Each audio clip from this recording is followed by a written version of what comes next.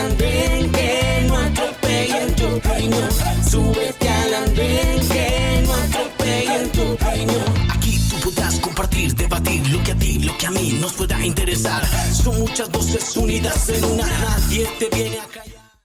Bienvenidos, es un gusto saludarlos. Aquí comienza El Andén, el programa de jóvenes para jóvenes, donde como siempre, cada semana analizamos lo que pasa en la política. Y esta sí que fue una semana políticamente intensa. Bienvenidos, buenas noches. Soy Camila Carvajal. Recuerde que nos leemos en todas las redes sociales usando numeral El Andén, hoy acompañada. Un gusto tener aquí en El Andén a Andrés Carmona, editor político de Blue Radio. Andrés, bienvenido, buenas noches. Camila, buenas noches. Hola. A mí siempre me encanta estar aquí en El Andén, me gusta subirme. Aquí que hablamos de esa política que usted cubre toda la semana, pero que nos sentamos a entender exactamente qué pasó y lo más importante, qué efectos políticos tiene. Una semana muy intensa por lo que será el debate de esta noche, el expresidente Álvaro Uribe. La verdad, impactante, histórico. Varios adjetivos y calificativos se han dado a este suceso, a esta condena en primera instancia de la jueza Sandra Liliana Heredia, que tiene trascendencia jurídica, pero especialmente política, porque estamos hablando del primer expresidente con una condena judicial. Fue también esta la semana a propósito del nuevo roce diplomático con Estados Unidos, un país que sigue hablando de los procesos judiciales contra Jair Bolsonaro en Brasil y, claro, el de Álvaro Uribe en Colombia, expresidentes de sus respectivos países que están dividiendo mucho más la política. La semana también del terremoto. ¿Qué tal el susto mundial por lo que pasó en Rusia? Oiga, eso empezó en la madrugada, en la noche aquí en Colombia. 8.8 grados de magnitud tuvo este terremoto. A usted la noticia, las alertas la despertaron, usted se levanta muy temprano para Mañanas Blue, pero la verdad es que estuvimos hasta mediodía el día siguiente esperando. ¿Sabe a mí que me parece alertas asombroso? Dígame, Camila. Que un terremoto de esa magnitud, el segundo más grande en los últimos años en el mundo, solo superado por el de Japón en 2011 o 2014, si no me falla la memoria, no hay muertos. Eso pasa en estos países de América del Sur, incluso en Estados Unidos, que son otras formas de construcción, que son otras dinámicas propias precisamente para las obras, y el panorama sería distinto. En Rusia no hay un solo muerto con un terremoto de 8.8. Imagínese. Es que a veces ellos están un poco más preparados que nosotros. Para ese tema, sí señor, pero terremoto el que tenemos nosotros en el Congreso. Oiga. Toda la novela alrededor de la reforma a la salud, una reforma que para muchos ya se empezó a ejecutar con el decreto de la semana, el que firmó el presidente Petro con su ministro Guillermo Alfonso Jaramillo. Y si usted eso le suma que se eligió a Miguel Ángel Pinto, opositor de la reforma, como presidente de la Comisión Séptima, entre Pinto y el ministro del Interior, Armando Benedetti, se pasaron o fumaron la pipa de la paz y se pasaron la ramita de olivo buscando conciliar, yo a veces me pregunto si es que poco. Entre mensajes, cuando llega este decreto, no va a afectar. Y si se confirma la primicia que sacamos aquí en Blue Radio de que Benedetti pasaría a ser canciller y Jaramillo, ministro del Interior. Ahora, yo no sé lo de Benedetti canciller, porque él esta semana cerró esa puerta. Dijo que él prefería quedarse ahí, pero acuérdese que cuando un político dice que no... sí. Perfecto. Esta es la semana muy intensa en la política colombiana, por eso vamos a hacer una pausa. Y sin más preámbulo, vamos a entrar al debate. ¿Cuáles son las consecuencias políticas de que Álvaro Uribe Vélez, expresidente de Colombia, esta semana haya sido condenado por la justicia en primera instancia? Una pausa, regresamos. Súbete al andén, que no atropellen tu opinión. Súbete al andén, que no atropellen tu opinión. Aquí tú podrás compartir, debatir lo que a ti, lo que a mí nos pueda interesar. Son muchas voces unidas en una, nadie te viene a callar. Y es un gusto continuar con ustedes una semana más del Andén. Andrés, y decíamos hace un momento que Álvaro Uribe Vélez fue la noticia de la semana en Colombia, la noticia jurídica y la noticia política. ¿Por qué en Colombia? Porque además ocupó los principales titulares del mundo. Es que no es para menos el primer expresidente en la historia de nuestro país en ser condenado por la justicia. Y que tendrá efectos muy importantes, no solo en el manejo o en los precedentes jurídicos que hayan de aquí a ahora para cualquier expresidente de la República, sino también efectos políticos para las elecciones de 2026, porque estamos hablando del gran un gran elector, junto con el presidente Petro y otros líderes políticos, es uno de los grandes y es el electores. jefe hoy del Centro Democrático, un partido que está jugando de cara a las elecciones de 2026 y eso tendrá efecto. Pero ya que usted se metió por ahí, pues ese es el tema de debate de esta noche. ¿Cuáles son los efectos políticos de cara a las elecciones, de cara al Centro Democrático, de cara a los proyectos que faltan en esta legislatura en el Congreso? ¿Qué va a pasar políticamente en Colombia con un expresidente llamado Álvaro Uribe Vélez, condenado por la justicia? Y como ese es el tema de esta noche, ¿le parece si empezamos con nuestros invitados? Por supuesto. Le presento primero a su derecha, está Dana Vargas, es abogada, nos acompaña aquí en el andén. Dana, bienvenida, como siempre un gusto que esté aquí. Bueno, muchas gracias Camila por la invitación, un gusto compartir con Germán, con Alejandro, con Andrés y pues con la gente que nos ve y nos escucha en este espacio tan poderoso como el andén. Sí, señor, se nos anticipó además con el resto de panelistas. Usted tiene esta noche otro invitado, Claro Andrés. que sí, Camila. Tenemos a Alejandro Ballesteros. Él es analista político. Alejandro, bienvenido al andén. Muchas gracias, Camila y Andrés, por la invitación para debatir este tema tan importante en esta semana, particularmente también para los jóvenes en este año preelectoral. Lo recuperamos. De discusión también para la juventud, pero para todo el país y a los oyentes que nos escuchan a esta hora. Sabe que eso es muy interesante. Los jóvenes, ¿cómo están leyendo el país en el que hay un expresidente condenado? Jóvenes que fueron claves además para elegir el primer gobierno de izquierda, y yo creo que en esta coyuntura, de eso hablaremos más adelante, han jugado los jóvenes un papel fundamental en lo que venga políticamente y en lo que ha pasado en la historia reciente de nuestro país. Y se suma también esta noche al andén Germán Mesías, ustedes ya lo conocen, ya ha pasado por aquí, don Germán, que es otro abogado para este análisis político de hoy. Germán, bienvenido, buenas noches. Cami, amigos y a todos los que nos escuchan, un gusto volver a estar acá hablando de estos temas tan importantes para el país y sin dudas esta decisión o este panorama jurídico-político va a tener muchos efectos en lo que viene para el siguiente año y es un poco lo que vamos a hablar hoy. Empiezo con usted, don Germán. Han pasado 13 años desde que empezó que se ha convertido, muchos le dijeron el juicio del siglo. Para muchos era la decisión más esperada por la justicia. 13 años desde ese proceso con el que Álvaro Uribe Vélez termina condenado. Ya se conoce ese sentido de fallo, ya se conoce la sentencia, al final ya hay aquí ingredientes que permiten entender esto para dónde va, falta eso sí los recursos de los abogados, pero políticamente hablando, esta era una decisión que se esperaba hace 13 años. En cualquier sentido, en algún momento de la historia del país sabía que esto tenía que llegar. ¿Qué va a pasar políticamente después de la condena de Uribe? Cami, yo creo en particular que este es un momento en términos políticos bastante, no llamarlo extraño, pero sí extraordinario en términos de que hay por primera vez dos bloques políticos bastante marcados. Desde el 2014 a 2022 hubo una suerte de enfrentamientos entre lo que se conocía como, no sé, dos facciones de la derecha o la centro-derecha, representados en el santismo y en el uribismo. Por eso es la primera vez que hay dos bloques que tienen dos visiones radicalmente distintas, no solo de cómo resolver los problemas sociales, sino la concepción del Estado en sí. Por un lado está completamente marcado lo que lidera el presidente Gustavo Petro, con una interpretación bastante clara de cómo se deben resolver los problemas sociales, y por el otro un bloque más institucional, no se llama institucional, un poquito más al centro-derecha, que defiende la división de poderes, la democracia liberal, un poco el status quo, la estabilidad, etcétera, y esas dos visiones son las que hoy están en tensión. Y en ese orden de ideas, lo que apunta un poco esta sentencia del expresidente Uribe es a un poco tratar de moldear ese otro lado de la balanza política, dándoles parte de lo que yo creo va a ser el mito fundacional o movilizatorio para las elecciones de 2026.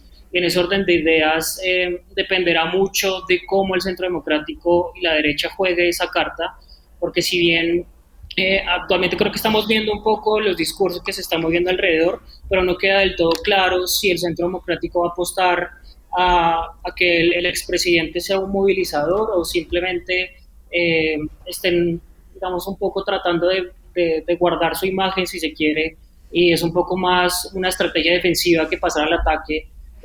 Y digamos, eso es lo que todavía no logro del todo entender, pero sin dudas este puede llegar a ser en términos políticos un mito movilizatorio y fundacional para ese bloque que hoy se enfrenta con el bloque que lidera el presidente Petro.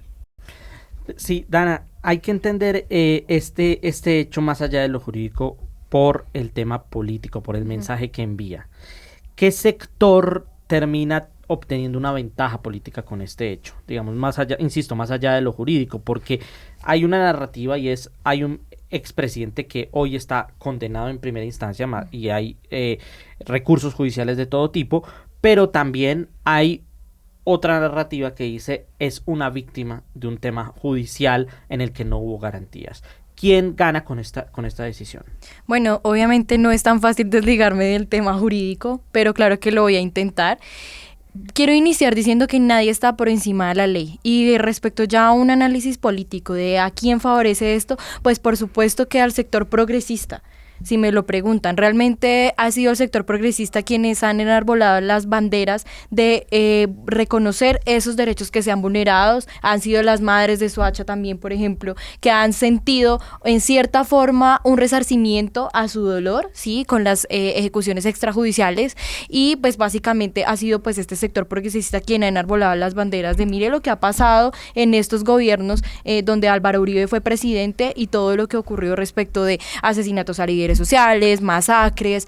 Entonces yo sí creo que políticamente hablando sí se favorece desde allí en un sentido de memoria, en un sentido de que si bien la condena no fue pues por todas estas cosas que estoy mencionando, sino por un delito que está tipificado en el Código Penal, que es soborno, fraude procesal, pues básicamente sí se entiende de pronto en un lenguaje de resarcimiento, y no es un lenguaje de retaliación, sino simplemente las víctimas sienten que en este momento hay algo de justicia y una credibilidad a la institucionalidad de la justicia, y favorece al progresismo. Usted habla del progresismo, pero Alejandro, ¿coincide usted con Dana? ¿Será que el hecho de que Álvaro Uribe Vélez esté condenado hoy en primera instancia influye en las elecciones del 2026? Pues Camila, yo pienso inicialmente estar de acuerdo que es un fallo histórico en términos del reconocimiento que puede existir de que nadie está por encima de la ley, y creo que eso es una cosa que hay que reconocer. Ni el presidente Uribe, ni en el futuro el presidente Petro o cualquier presidente de este país está por encima de la ley, y creo que ese fallo ratifica eso, a pesar de que los delitos que, digamos, por los cuales dan este fallo condenatorio al expresidente Uribe no sean los más graves. Él tiene procesos en la Corte Suprema de Justicia, en la JEP, que hoy siguen siendo, creo yo, los principales procesos judiciales que van a tener ejercicios de reparación a las víctimas. A pesar de que es por soborno y por fraude procesal, pues yo creo que ratifica ese hito histórico, pero creo que la reparación a las víctimas en términos prácticos o materiales no creo que existan ese reconocimiento, sino que viene de otros procesos posteriores que por supuesto, pues este fallo, digamos, allana un poquito el terreno en ese sentido. Lo segundo es que políticamente y en el debate preelectoral que existe ahorita, tanto si el fallo hubiera sido condenatorio o de absolución al presidente Uribe, hubiera sido una cosa que usan o instrumentaliza políticamente el sector de la derecha. Es decir, si Uribe está condenado es porque hay un escenario político del presidente Petro y del progresismo por condenarlo, cosa con la que yo no estoy de acuerdo. Y segundo, si lo hubieran absuelto, entonces ahí sí se falla en derecho, y ahí sí las instituciones y la protección de las instituciones tienen un poco de, digamos, como de respeto, como lo han venido enarbolando. Pero entonces, usted dice que esto favorece o lo utiliza o lo instrumentaliza, que es la palabra que acaba de utilizar la derecha, ¿es porque usted cree que tiene solo efectos para la derecha? Yo creo que tiene solo efectos en materias discursivas de potencializar a la derecha en términos del aumento de la polarización. Es decir, Uribe se eligió como presidente de este país diciendo guerra, guerra, guerra. Santos se eligió diciendo paz, paz, paz, paz. Y ahorita la agenda que se va a decir es izquierda o derecha, y esa polarización en términos del fallo sirve. Yo no estoy diciendo que la intención del progresismo de Iván Cepeda en el proceso judicial sea para que la derecha se reviva. Eso no se puede explicar tampoco sin las acciones que el gobierno Petro en estos 3 años ha hecho, y que han sido bastante difíciles en términos de las políticas que ha venido implementando. Tenemos un país que tiene déficit fiscal, que tenemos una crisis de salud, que tenemos ahorita un montón de dificultades a la hora de ver la evaluación de los casos de corrupción como la unidad de gestión de riesgo, y eso de alguna u otra forma, pues digamos, en esa mezcla del debate electoral, lo que permite es que este fallo de alguna u otra forma en manera discursiva polarice un poco más el debate. El uribismo, después de lo de Miguel Uribe, también tenga otro un poquito empujón en términos del debate político y electoral, y pues permita también hacer esta confrontación de polarización que no permite que otras voces y otros, digamos, figuras políticas en el debate electoral pues puedan ir avanzando. No la veo muy convencida.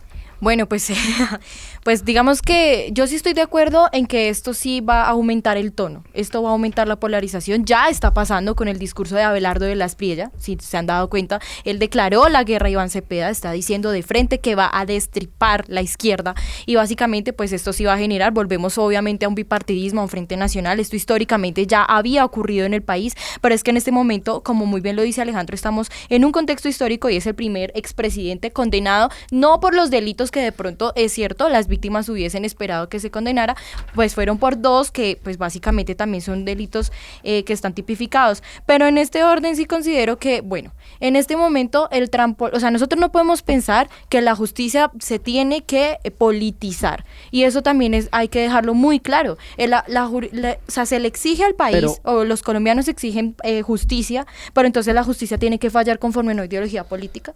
Pero eso que tú dices de no politizar la justicia, ¿no implica también el tratar de vincular un montón de cosas que no estaban en un tema netamente del proceso jurídico? Cuando se mencionan las madres de Soacha, los falsos positivos, masacres, paramilitarismo, es decir, todas esas adendas que se le han dado al análisis político del caso Uribe, ¿eso no también es politizar la justicia? No es simplemente, no deberíamos quedarnos, es simplemente hay unos hechos jurídicos con los que la jueza falló, ¿sí? Que tendrán todos sus efectos jurídicos y sus recursos jurídicos, pero seguirá dándole adendas, y que además eso fue no solamente aprovechado por los sectores de derecha, sino también pues la celebración, por ejemplo, que se dio el día lunes en la 45 con séptima, de una gran cantidad de gente que celebraba agregándole más cosas al discurso político que al discurso jurídico. Yo creo que es importante recordar cómo inició este proceso, y este proceso lo inició fue Uribe. Él instauró una denuncia contra Iván Cepeda por temas de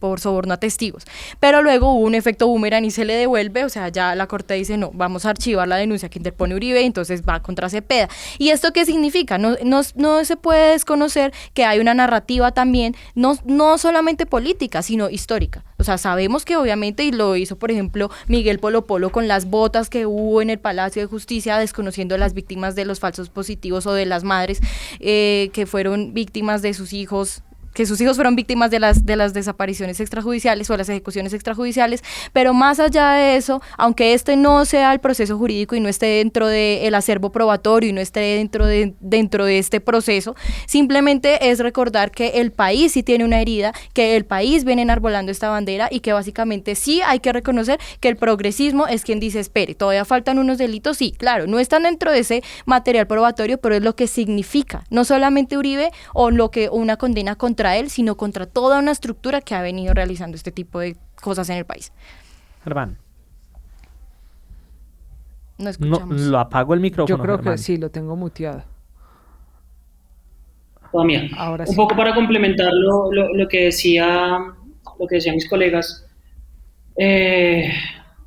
yo creo que la gente tiene que sacarse del ideario de que esta es la primera condena que va a venir contra un expresidente, y creo que están profundamente errados, salvo que un cambio institucional ocurra, y es la siguiente razón. Este proceso solo inicia, como bien lo dice Dana, por una denuncia de Álvaro Uribe, pero a él solo lo investigan porque él renunció a su fuero presidencial y decidió potenciar un proyecto político cuando decidió ser senador de la República. Si esa decisión política de hacerle oposición al gobierno de Santos en 2014 no se hubiera dado, no estaríamos hablando de esto en realidad. Y todos los discursos, los símbolos de los que hoy estamos discutiendo no serían posibles. Eso por un lado. Claro, pero Germán, espéreme ahí un segundo, porque eso me da pie para una que era de mis inquietudes más importantes en esta conversación esta noche. Eso significa que todo este proceso llegó a donde está hoy el país, y de lo que estamos analizando, una condena a Álvaro Uribe, por lo que usted considera un error político. No sé si un error político, pero sí terminó siendo un error, pero al principio fue una estrategia electoral exitosa y poderosa. Cuando el expresidente Uribe pierde el control del gobierno, cuando Santos queda electo en 2010, él hereda, entre otras cosas, parte de esa coalición de gobierno de lo que Uribe creó con el partido de la U. Y Santos lo retoma, tiene un buen control del Congreso, etcétera, lanza lo del acuerdo de paz. Ustedes saben ese rompimiento institucional no, político de lo que fue el santismo con el uribismo, como fue. Empieza Santos tratando de distanciarse un poco de Uribe, a los primeros meses de gobierno, después se conoce que hay un intento de acuerdo de paz y eso es casi que el rompimiento absoluto con las faldas del uribismo, y es que básicamente lo que obliga, entre otras cosas, a el expresidente Uribe crear un partido aparte, crear un proyecto político aparte, y esa decisión de crear un proyecto político aparte solo tenía viabilidad si él era la cabeza de ese proyecto electoral y político. De otra forma, el Centro Democrático no hubiera tenido los senadores que tuvo, no, los representantes que tuvo, y después el reafianzamiento que tuvo en 2018 con la elección del presidente Duque como presidente. Y en suma, para responderte, no, terminó siendo un error, pero fue prácticamente eso lo que habilitó a que la justicia pudiera investigar y en este caso sancionar al expresidente, porque de otra forma la competente sería la comisión de acusaciones, y ahí sabemos todos los de esta mesa que ese es otro cantar, que básicamente ahí no ocurre absolutamente nada. Yo creo, Camila, que también en el debate respecto a la que la justicia no se debe politizar, creo que también está implícito el debate respecto a la, digamos, independencia de poderes que ha sido tan, digamos, mencionado en esta semana respecto al fallo. Y creo que hay varios efectos, digamos, políticos en términos del año preelectoral, porque tenemos un sector del uribismo que ha dicho que el cubrimiento a las instituciones, su protección, es una cosa que es válida solamente cuando no fallan en contra del expresidente Álvaro Uribe, pero por el contrario también hemos dicho que hay una independencia de poderes del sector del progresismo defendido que tampoco pues estoy tan seguro que haya sido defendido de la mejor forma. Es decir, tenemos un presidente que ha ejercido presiones al legislativo. La independencia de poderes no es solamente ante la justicia, la independencia de poderes es también ante cómo se legisla en términos de los tres poderes de este país, el legislativo, judicial y ejecutivo, y también tenemos sectores del progresismo que en esa politización de la justicia hay casos donde el expresidente Petro también lo ha hecho. Pero Alejandro, ahí me queda también esta duda, y es, entonces, los jueces solo les sirven a un sector político cuando sacan una decisión que les favorece. Es decir, la jueza Heredia es una heroína para los sectores progresistas porque condenó a Álvaro Uribe Vélez, pero los magistrados del Consejo de Estado, cuando sacan una decisión que no le favorece al presidente Petro, son unos entregados, unos vendidos, o como dijo el presidente, es que a mí me sorprende ver a un presidente de la Corte Suprema conservador. Es decir, y también es al contrario, también es en el sentido contrario, es decir, hasta qué punto la situación de la justicia, los jueces, más allá de representar lo que deberían representar, que es la solemnidad y la independencia de una rama judicial, terminan siendo utilizados por parte y parte, y para unos son jueces y para otros, para unos son héroes y para otros son simplemente actores políticos utilizando una toga, por así decirlo. Y yo creo que eso hace parte, es precisamente el debate discursivo respecto a los fallos judiciales. Igual estamos en un país que históricamente ha tenido presiones desde el Ejecutivo a la justicia y al Legislativo, y eso es una cosa que nosotros no podemos desconocer, que los expresidentes lo han hecho. El mayor caso es este fallo que condenatoria a Uribe, es decir, hay que reconocer también que el presidente Petro en su gobierno, tras tener en su terna de fiscal a Luz Adriana Camargo, es lo que permite que haya una viabilidad a este caso, y eso también es de reconocimiento respecto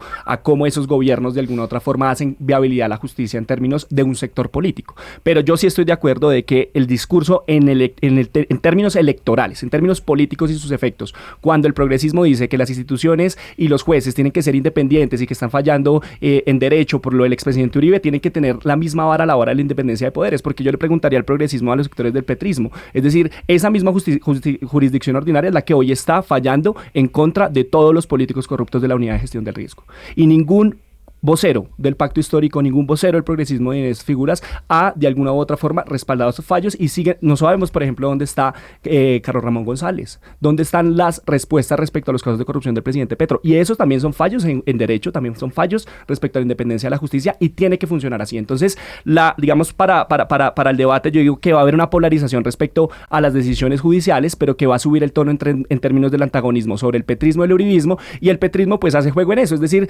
nosotros fuimos el sector político que hicieron que Uribe fuera condenado. Eso es contradictorio respecto a decir que la independencia de los poderes y la justicia es autónoma al poder ejecutivo o al poder de algún sector político. Cuando yo digo que no hay nadie por encima de la ley, es aplicable a todo el mundo. Hasta el presidente de la República. También el presidente de la República, ni yo, nadie está por encima de la ley. Que no quiso que, por ejemplo, lo investigara el Consejo Nacional Electoral en un tema administrativo de violación de topes, por ejemplo. Pero es que si retomemos lo que decía Alejandro, este caso se abre porque básicamente cambian de fiscal, ya no está Barbosa, entonces está Luz Adriana, y es lo que permite que hoy estemos hablando de esto. Básicamente también como está organizada la justicia en la constitución política, pues también permite que cada uno ingrese una ficha de uno. Y ya, esa es la gran Entonces, verdad. la Pero justicia entonces está la discusión para mí no es esta. La discusión para mí es, entonces la jueza Adriana tenía que fallar en favor de Uribe porque entonces la prensa se lo decía, o porque se lo decía al uribismo. Ella simplemente dio un fallo en derecho. Cuando da un fallo en derecho justificando, voy a fallar en esto, y con base en esto, y mi acervo probatorio es este, entonces se le dice que está leyendo un discurso, porque ella lo que hizo, leyendo casi todo un día, no sé cuántos mil folios, es lo que hace es decir, vea, con base en esto es que voy a dar mi sentido del fallo. ¿Qué dice la prensa? Que es una jueza criminal. ¿Qué dice el uribismo? Que está haciendo un discurso y no está haciendo un fallo jurídico. Entonces yo sí creo que es muy importante tener en cuenta, bueno, ¿en dónde está la independencia de la división de poderes? La rama judicial se le exige, pero al mismo tiempo queremos que falle como yo quiero que falle, y la prensa también le exige a la rama judicial que tenga un sentido del fallo como a ellos les convenga. ¿Y desde el Ejecutivo no se le ha presionado, por ejemplo, a la Corte Constitucional, al Consejo de Estado también para que fallen como quieren, y que cuando, por ejemplo, la Corte que está evaluando la reforma pensional llegara a fallar en contra de la reforma, o incluso las solicitudes que ha hecho el presidente de la Corte, Ibáñez, de solicitar pruebas y para poder evaluar, no ha sido atacado, por ejemplo, por el propio jefe de Estado, diciendo que lo que no quiere es que se le dé un bono pensional a los adultos mayores? ¿Eso no es también intentar que la justicia falle como yo quiero? Yo creo que un tema es una opinión que yo tenga, y otra cosa exigirle a la justicia que falle como quiera.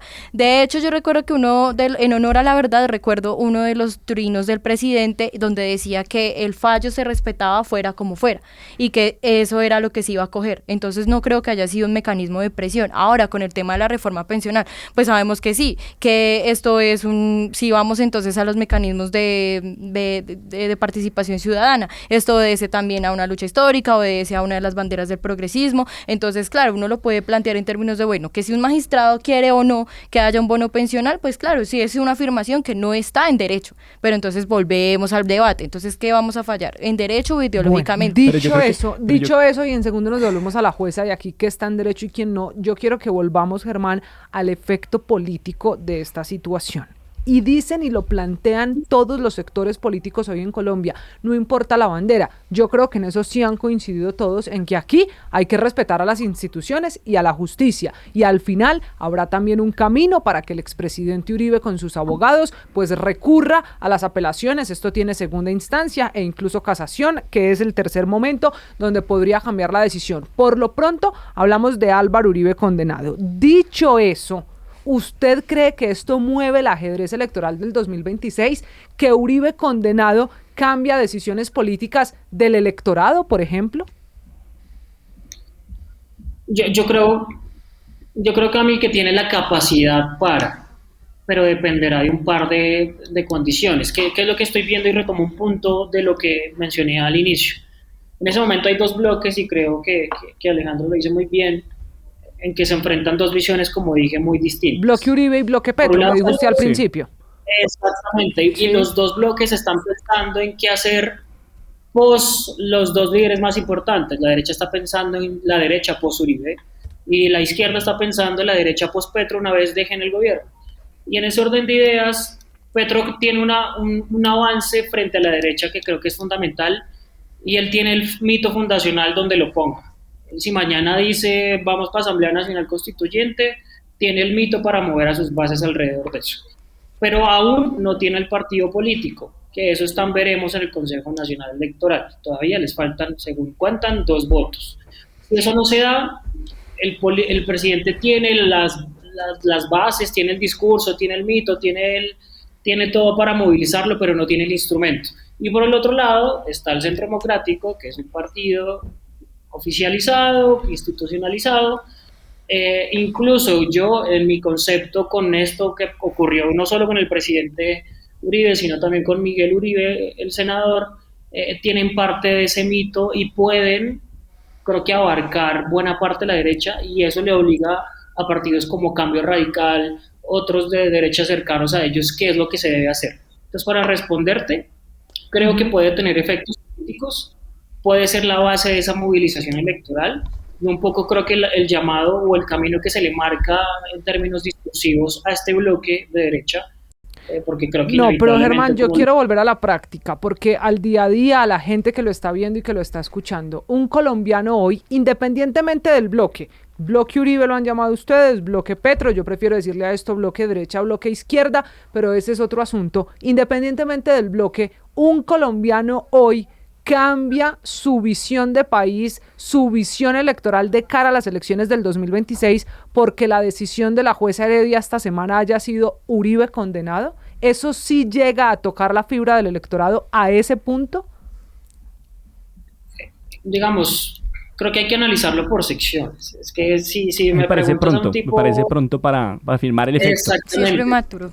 exactamente. O sea, lo digo Puede es- que a las bases, No, sí, pero al electorado común, digamos, a una centro derecha no es del todo movilizatorio, porque en suma una figura como Uribe tiene resistencias. Lo que sí puede calar alrededor de lo que ocurrió con la sentencia es, pucha, oiga, está en juego la división de poderes, pucha, está en juego la democracia liberal, que creo que son mensajes a largo plazo que a la hora de decidir el próximo año sí van a tener calada, pero hoy el efecto no es inmediato, salvo para las bases que ya han empezado a enarbolar ciertos discursos. Por ejemplo, oiga, los curules de las FARC están allá campantes en el Congreso, mientras quien los combatió está en la cárcel. Esto es culpa de Santos, etcétera. Todos esos discursos hoy mueven a las bases, pero todavía no terminan de convencer a los otros votantes que son los que van a definir. A mí me parece es muy pronto para medir los efectos en términos del electorado, en términos de quién vota, como dice Germán, pero sí creo que hay unos efectos directos respecto a la configuración del debate preelectoral que se está dando. Primero, porque yo creo que hay una degradación ahora en el discurso político mucho más del que teníamos hace, digamos, 4 años en términos del desgobierno igual de Duque, después de tener una movilización social bastante mayor. Hoy lo que estamos es en un momento donde el Estado tiene unas complicaciones en materia de corrupción, en materia de independencia de poderes, en términos de instituciones, crisis de sistema de salud, déficit fiscal, es decir, tenemos unas problemáticas bastante importantes que impactan la vida de la gente, pero hoy esos debates no son los que están dando en materia electoral. Hoy lo que permite este fallo es que haya un nivel de polarización mucho mayor entre el petrismo y entre el uribismo respecto a un debate principal y es la independencia de poderes y quién gobierna o quién no gobierna. Y lo que yo digo es que evidentemente a quien favorece políticamente esto no se puede ver sin el contexto nacional. Es decir, si yo soy un elector que durante 4 años pudo haber votado por Petro o por otra persona, pero Petro es el presidente, y durante 4 años tenemos un país como el que tenemos hoy, que tiene bastantes dificultades en términos de lo que afecta directamente a la gente, pues lo primero que van a pensar es lo que vamos a volver a cambiar son presidentes como el expresidente Uribe, sin que yo comparta esa posición, porque creo que el gobierno de Uribe, el gobierno de Santos pudo haber sido peor que incluso que el de Petro en términos de la independencia de poderes. O sea, acá venimos de gobiernos donde Néstor Humberto Martínez era el fiscal de bolsillo de los gobiernos de turno en casos de corrupción más grandes como el de la UGRD, sin quitarle pues la importancia. Entonces yo creo que va a haber una degradación en ese debate político, pero yo sí dejo una ratificación o un llamado respecto a cómo se tiene que dar ese debate, y es la independencia de poderes no se defiende dependiendo del bandido de qué bando es. Y entonces si están juzgando a los de la UNGRA de Petro o entonces el Consejo de Estado está poniendo trabas para las reformas de Petro, entonces ahí tenemos un discurso en contra de las instituciones, pero entonces cuando fallan en contra de Uribe, entonces ahí sí no. ¿Sí? Esto nosotros, lo que yo creo que en el debate electoral es que nosotros, Colombia, la gente que nos escucha, tenemos que establecer cuáles son esos liderazgos que tienen un respeto en instituciones en realmente la independencia de poderes, porque lo que vemos es que ni el uribismo ni el petrismo, tanto en el gobierno como en el Estado, lo han hecho. Y pero los fallos en derecho e institucionalizar independencia... un poco el debate, Alejandro, que, o sea, realmente si volvemos a la pregunta es, bueno, ¿el electorado va a cambiar o no su opinión? Yo sí estoy consciente y creo que se ha evidenciado que sí subió el tono va a subir, no solamente para las bases, el tono sino del también, debate político. Claro, el tono del debate político, estamos de acuerdo, y no solamente para las bases, sino también para la prensa. Sí, hemos visto también cómo jueza criminal, la izquierda, ahora pues también lo que están señalando es la izquierda tuvo que ver presuntamente en el asesinato en lo ocurrido. Pero, Ana, con venga, Miguel que yo Uribe. ahí tengo que hacer una defensa de lo que hacemos en estos micrófonos todos los días. No lo dice la prensa, lo dice el abogado que representa a la familia Uribe. Ok. Que es un señor Bueno, que se llama Víctor Mosquera y que nosotros, en honor a cubrirlo a él, así como cubrimos también al director de la UNP, diciendo, no señores, no fue el gobierno, fueron decisiones tomadas quizá por la familia o el esquema de seguridad. Al final aquí, esta polarización del debate también está buscando culpables de lado y lado, eso porque habría que explicarle a los medios el papel de los medios en este proceso, que no ha sido más que decir, para muchos, yo no le puedo hablar por colegas, por nosotros en estos micrófonos azules todos los días, es respetar a la justicia por lado A, por lado B. Pero usted ha sido muy insistente en decir que esto sube el tono del debate de cara a lo que va a pasar. ¿Esto lo aumenta y beneficia a alguien? Porque cuando se calientan tanto los ánimos, cuando se pasa el tono del debate político, vemos que pasan cosas como la del senador y precandidato Miguel Uribe. ¿Al final alguien se beneficia con subir el tono del debate político? Yo no sé si sea o sea, si lo pongamos en términos de a quién beneficia o no. Yo creo que en términos políticos, yo creo que esto sí va a generar o podría generar, desde lo que yo veo, es que de pronto se piense en una opción que no esté tan marcada, que se piense en una opción política que de pronto sí llame a la unidad, no solamente, listo, dejémoslo en izquierda o derecha. Yo creo que sí va a generar de pronto eso, porque claro, las tensiones políticas y el tono político como está en este momento, lo que uno llevaría a pensar es que la gente va a decir, uy no, o sea, ni Uribe ni Petro. Simplemente no, y no le estoy haciendo de pronto a... Si ve que ahí aparece el centro o esos que no están en los dos bloques que tienen... De acuerdo, ahí es donde toca, donde se tiene que analizar también estas otras opciones que hay, no solamente la izquierda y la derecha, porque básicamente el debate está muy subido en el tono, eso sí es completamente Germán, cierto. señor. Yo opino distinto, o sea, yo qué más quisiera que eso fuera el raciocinio, pero cuando las democracias entran en, no sé llamarlo crisis, pero sí tensión, la gente no tiende a autorregularse, sino a tomar bandos. Sí, claro. Exactamente, y en esas tensiones, gente como nosotros, centro izquierda, centro derecha, como le quieran llamar, básicamente va a tener que sumarse a ciertos discursos de un lado o del otro. Yo creo que en estas elecciones no va a haber digan, uy, vamos a ser un unificador, sino, pucha, ¿quién representa el modelo de Estado en el que yo creo? Por ejemplo, el centro va a tener que elegir entre el discurso de justicia social por el otro o el de la defensa de las instituciones o la democracia liberal por el otro. Y creo que inevitablemente el centro, por como cree, sus bases son socialdemócratas, va en alguna facción bastante grande tirar para la derecha, porque creen en el status quo, creen en la estabilidad, creen en, no sé, en las libertades económicas, qué sé yo, en la democracia liberal, y creo que inevitablemente lo que sí va a pasar, y como ellos lo han dicho, lo único que difiero es que no creo que el centro vaya a hacer el llamado a unificar, sino que la gente va a tratar de decir, oiga, si usted quiere mi voto, tiene que dar un mensaje fuerte y alineado con el mensaje que pero Andrés, ¿no será que esa idea de Dana, pues Germán lo plantea con la historia nos ha mostrado en el mundo que cuando esto se radicaliza la gente toma bando, pero ¿no será que también en Colombia llega un momento en el que la gente diga ni Uribe ni Petro, ni lado A ni lado B? A mí lo que me preocupa, y esta es la pregunta que le hago a todos, es la narrativa que se manejaría en esta elección. Porque aquí pues, no se ha vuelto a hablar de salud, no se ha vuelto a hablar de educación, no se ha vuelto a hablar de empleo. Y de pronto, incluso para tapar por parte y parte sus falencias, encuentran una narrativa que les sirve más fácil. Es decir, no estaríamos llegando a un punto, y arranco con usted, Germán, en el que, por ejemplo, la derecha dice es que tenemos que ganar porque necesitamos que se respete la justicia o que la justicia se dé frente a una víctima como lo fue Álvaro Uribe Vélez, y al otro lado no podrían decir es que el mayor logro del sector del progresismo fue meter a Uribe Vélez en la cárcel. Y o se sea, lo digo es más fácil hacer campaña. Exacto, porque además le digo una cosa, ante el maremoto de candidatos que hay y ante la dificultad, por ejemplo, en la izquierda de definir un candidato, pues a las pocas horas de la audiencia empezó a surgir el nombre de Iván Cepeda. Voy para allá. De Iván Cepeda como candidato presidencial. Entonces ahí uno queda ahí es... ¿Dónde están más allá de cualquier hecho, incluso de un tema coyuntural o jurídico, el tema de la discusión política, Germán? Yo creo que las líneas están un poco claras. Creo que la mitad de los dos grandes discursos movilizadores hay muchas cosas que meten en la mitad.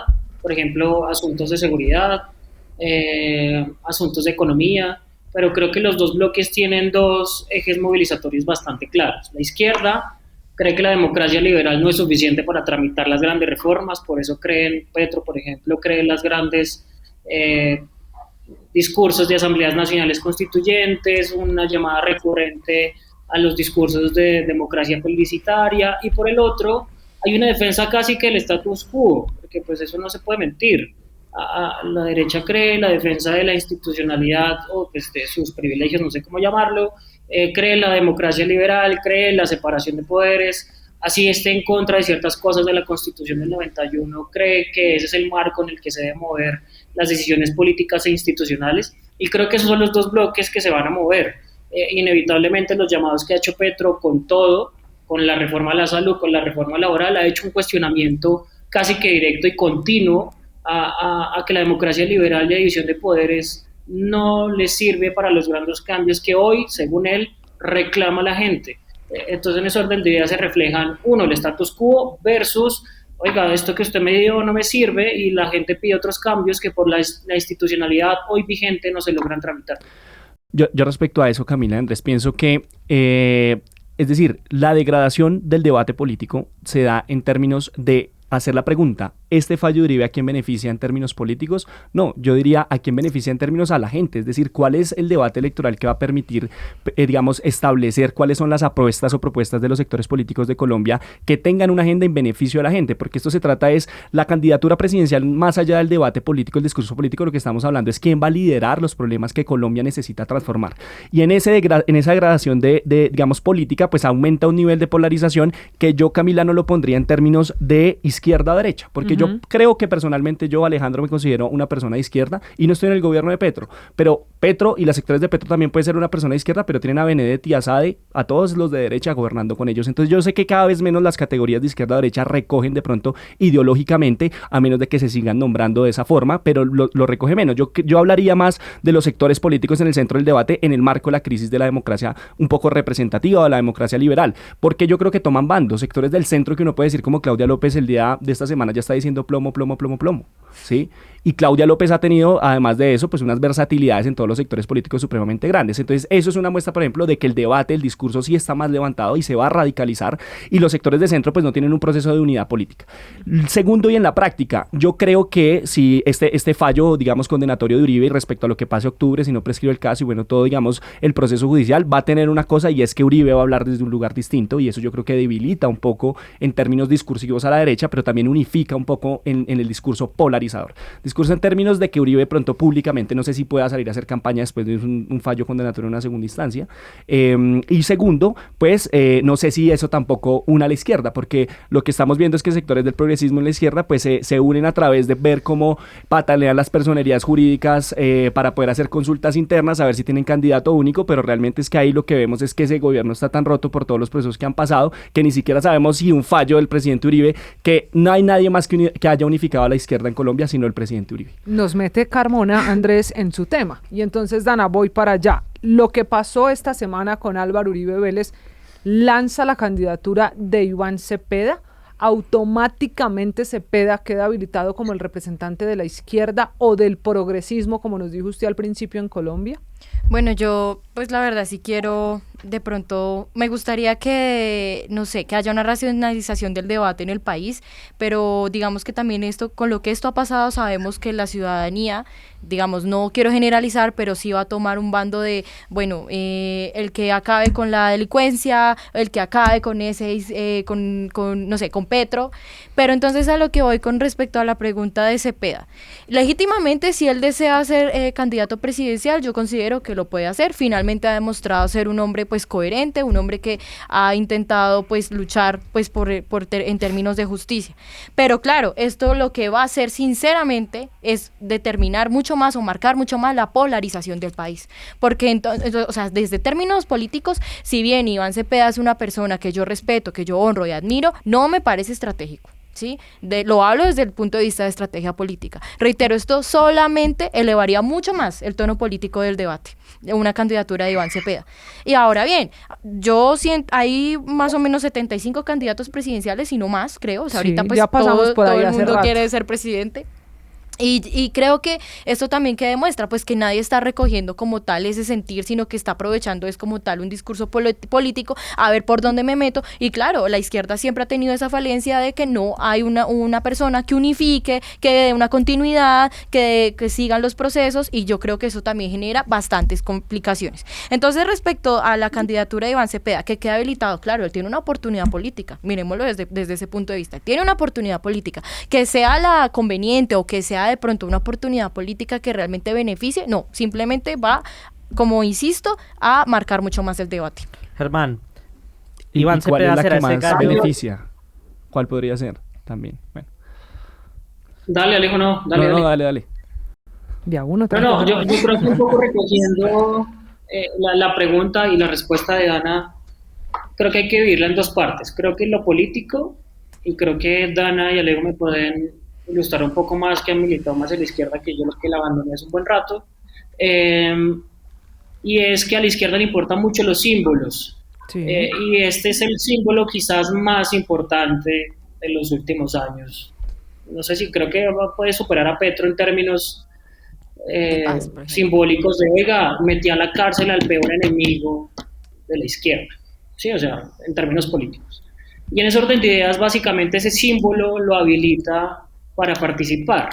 Y ahí entro con lo segundo. El tema es cómo se hace esa participación, porque vuelvo y digo, el bloque liderado por el presidente, para no llamarlo de izquierdos atendiendo la valiosa crítica de Alejo, hoy tiene el símbolo, tiene el mito, pero no tiene el cómo, que es el partido.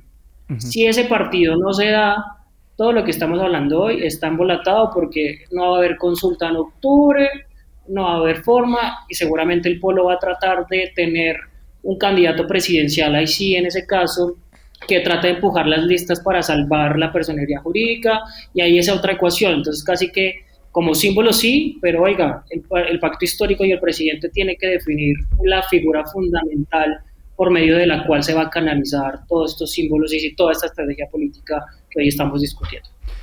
Yo pienso, digamos, respecto a eso, podemos hacer análisis respecto a la coherencia política sobre cómo debería darse el debate político, pero digamos un poco lo que dice Germán, hoy estamos ante una apuesta y más ahorita que hay una, creo yo, lo menciono así, una transformación del activismo tradicional al activismo digital, y eso es una cosa que el petrismo y el progresismo han entendido muy bien.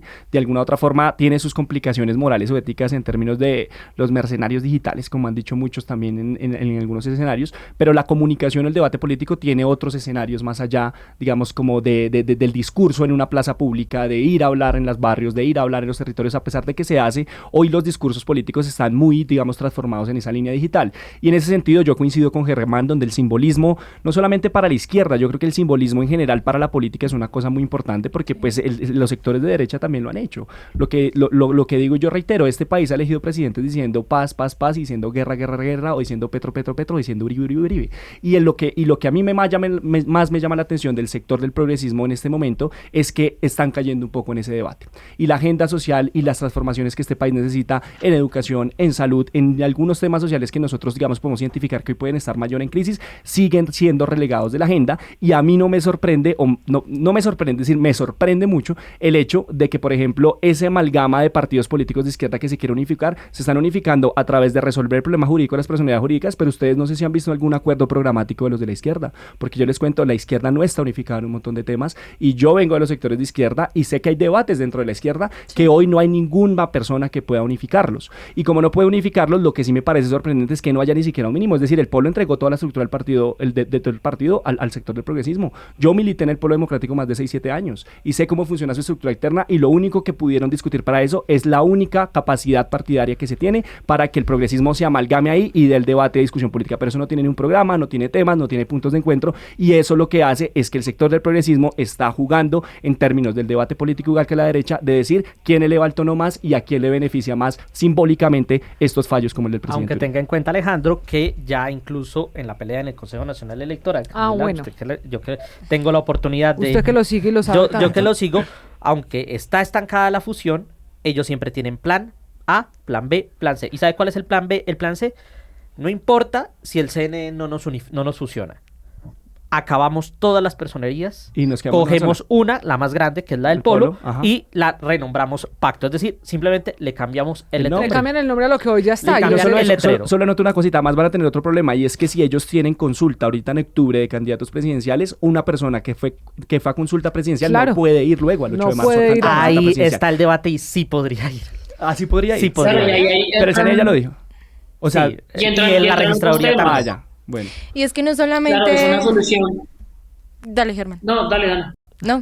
Solo iba a decir antes de... Es una cosa chiquita. obvio eso soluciona el tema de la figura, pero entramos en otros tantos de que pierdes otras figuras importantes por doble militancia. No, y que ahí, Porque como bien decía Alejandro Germán, el hecho de solucionar el letrero, el nombre del negocio con el que van a salir a hacer campaña, no resuelve la agenda que está cada vez más diferente, más distinta, más separada en el pacto. Dana, señora, se me está acabando el tiempo y tengo la pregunta final para todos. Bueno, no, yo solamente quería decir que sí es cierto que la agenda de pronto ahorita está tomando pues otro rumbo, claro, teniendo en cuenta que hay elecciones presidenciales y elecciones parlamentarias, pero sí es preciso que por lo menos en agenda de empleo pues seguimos por lo menos reglamentando los decretos, y eso es algo que estamos haciendo. Claro, ahorita el debate, o sea, si tú ahorita vas a hablar de los decretos reglamentarios de la reforma laboral, básicamente no va a tener el ruido que está teniendo ahorita el fallo de Uribe. Entonces sí es importante también tener la lectura de la ciudadanía respecto a la coyuntura política. Ahorita la ciudadanía creo que está súper pendiente del fallo, qué dijo el uno, qué dijo el otro, y eso es algo que también toca pues leerlo políticamente hablando y digitalmente hablando, como muy bien lo dijo Alejandro. Que es una estrategia digital y pues eso. Claro, y también hay que tener en cuenta que el progresismo ha caído en el error de seleccionar sus candidatos a dedo. Y eso es algo que también no democráticamente no está bien, porque por eso hay personas que no están siendo idóneas dentro del gobierno y que han cometido errores. Yo dejo ahí. Compadre Gustavo, no nos demos entre nosotros. Eso también pasó esta semana. Ahora, señores, se me está acabando el tiempo, Germán, y por eso quiero terminar con esta pregunta para todos. Políticamente, como empezamos esta conversación, ¿qué va a pasar en el ajedrez de cara a las elecciones si en segunda instancia, que deberá fallarse, conocerse antes del 16 de octubre, que es cuando se acaban los términos de este proceso, se cambia la decisión de la primera instancia? Si ya se monta todo el discurso político alrededor de Uribe condenado, que es viable jurídicamente, camino, claro. Es decir, esto queda en manos de un ya del está Tribunal montado Superior de para el Bogotá. lado A y el lado B, ya está montado el discurso político. ¿Qué pasa si en derecho, en segunda instancia, esa sala de 3 magistrados en el Tribunal Superior de Bogotá cambian lo que hoy es una noticia y es Uribe condenado? Políticamente, los dos bloques, ¿qué hacen? Voy a hacer dos apreciaciones. La primera es el tema de estar radicalizados. Constantemente hoy Petro, que yo sí discrepo con Dana de que sí cuestiona la justicia, hoy es el mayor defensor de la división de poderes, pero si en dado caso el fallo, vamos a ver si sería capaz de respaldar nuevamente a los magistrados que tomaron esa decisión. Es el problema de estar radicalizado, porque está lleno de contradicciones casi que absolutas. Esa es la primera apreciación. Y lo segundo, creo que la pérdida del mito es absoluta y no tendría ningún efecto político, y seguramente quede en un status quo, por así llamarlo. Creo que no hay... Quedamos en blanco y vuelve a empezar la carrera. Exacto, creo que para mí vuelve a empezar la carrera. No sé si ustedes están de acuerdo conmigo, porque la derecha no tiene rol para sacarle jugo más allá de decir, oiga, intentaron meter preso al presidente Uribe, pero no lo lograron. Es más poderoso en términos políticos ser la víctima de una persecución judicial y política. Y por el otro lado, pues oiga, pues sí, puede que llegue a reforzar un poco el discurso de, oiga, esta democracia que nos inventamos en el 91 no sigue funcionando, pero sería un discurso demasiado trillado y yo creo que el efecto político... Bueno, ¿por qué lo pregunto así? Que ya veo además aquí que nos están enviando recomendaciones en redes sociales, lo pregunto así porque ya quedó claro que si no pasa nada en segunda instancia, ustedes han coincidido esta noche en que el debate se radicaliza más. Por eso la otra posibilidad, que es la que abro, Alejandro. No, y yo lo que creo es que el debate va a ser el mismo. Es decir, yo creo que nosotros también tenemos que ser, digamos, como muy claros en eso. Nosotros no creo que vamos al expresidente Uribe en una cárcel. Es decir, si el fallo, digamos, vuelve a ratificarse de manera condenatoria, seguramente van a tener casa por cárcel, seguramente él va a tener de alguna otra forma beneficio que ningún otro delincuente de alguna otra forma en Colombia ha tenido. Y eso, de alguna otra forma, que es un expresidente de Colombia. Pero yo sí creo que en términos del discurso va a pasar lo mismo. Es decir, a Petro o el progresismo, no sé si vayan a tener una cosa en contra de la, digamos, de la jueza Sandra Heredia, que hoy hace el fallo ante el expresidente Uribe, sino que yo creo que igual va a haber un cuestionamiento respecto a, no sé, de cómo el poder intentaron cambiar el fallo. Es decir, el discurso va a seguir siendo el mismo por parte del uribismo también. Yo creo que va a haber unos efectos si se ratifica, y es el hecho de que Uribe no pueda estar tan públicamente de pronto haciendo campaña y sea el otro debate político, pero yo sí hago un llamado, y es que realmente, independientemente de cuál sea el fallo, se ratifique o no se ratifique, Colombia sí tiene que hacer un ejercicio ejercicio de que el debate presidencial esté enmarcado en la agenda social que el país necesita. Necesitamos hablar de que salimos de un gobierno que no ha cumplido sino el 25% de las metas que se ha planteado, que tiene la baja ejecución presupuestal más grande de los últimos años, muy difícil para terminar. Y que además de eso, yo creo, y no quiero irme sin decir esto, tenemos un nivel de injerencia de potencias extranjeras como Estados Unidos en el debate electoral bastante grande.